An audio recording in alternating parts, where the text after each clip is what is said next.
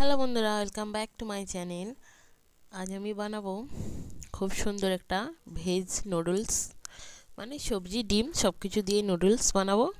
শীতকাল আসা মানে কিন্তু সব রকম সবজি দিয়ে শুধু নুডলসটাই ভালো লাগে। শীতের সন্ধ্যায় কিন্তু চটজলদি বানানো হয়ে যায় সব রকম ভেজিটেবল দিয়ে। তাহলে দেখুন বানানোটা শুরু করে নিই। প্রথমে একটা ডিম দিয়ে আমি পোচ করে নিচ্ছি। আর আমার চ্যানেলে নতুন হয়ে থাকলে অবশ্যই আমার চ্যানেলটিকে সাবস্ক্রাইব করে নিও এবং আমার পাশে থেকো। ভিডিওটি ভালো লেগে থাকলে একটা লাইক দিয়ে কমেন্ট করে জানিয়ে দিও। দেখুন ডিমটা আমি কিন্তু অল্প করে নুন দিয়ে একটু ভুজিয়া করে নিচ্ছি, ভালো করে ভুজিয়াটা করে নিচ্ছি।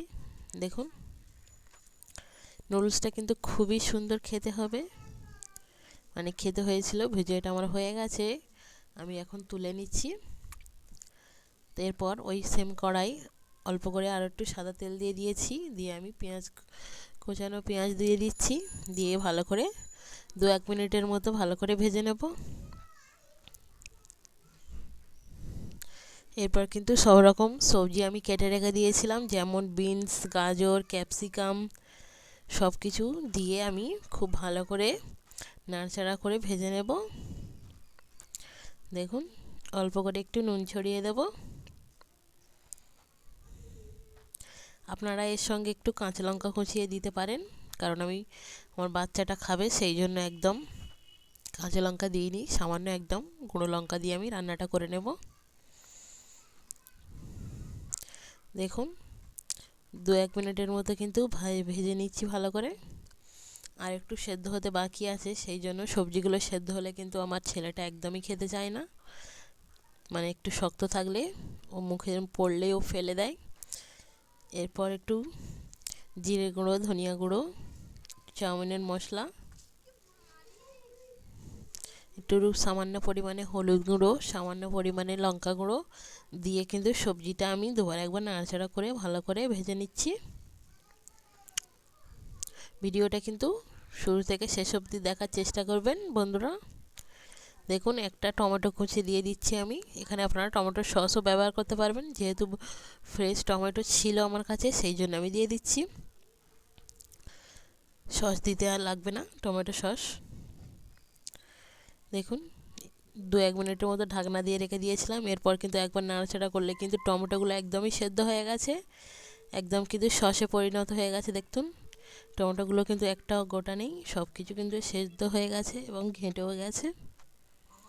এরপর আমি বাঁধাকপি কুচিয়ে রেখেছিলাম সেটা দিয়ে দিচ্ছি এবং কয়েকটা মটরশুঁটিও দিয়ে দিচ্ছি। বাঁধাকপিটা কিন্তু আমি লাস্টে দিয়ে দিচ্ছি, মানে ওইগুলো সবজিগুলো একদম রেডি হয়ে যাওয়ার পর। বাঁধাকপিটা কিন্তু 2-3 মিনিটের মতো নাড়াচাড়া করলে কিন্তু অনেকটাই সেদ্ধ হয়ে যাবে, সেই জন্য। দেখুন এখন কিন্তু সব রকম সবজি আমার খুব সুন্দরভাবে ভাজাও হয়ে গেছে এবং সেদ্ধ হয়ে গেছে। এরপর চাউমিনটা আমি নুন দিয়ে সেদ্ধ করে রেখে দিয়েছিলাম, এরপরে ওর মধ্যে দিয়ে আমি ভালো করে নাড়াচাড়া করে নেব। চাউমিনটা দেওয়ার পর কিন্তু 5-6 মিনিটের মতো ভালো করে ভেজে নিলে কিন্তু একদম রেডি হয়ে যাবে আমার খুব সুন্দর চাউমিন। দেখুন একটু অল্প করে সয়া সস দিয়ে দিচ্ছি।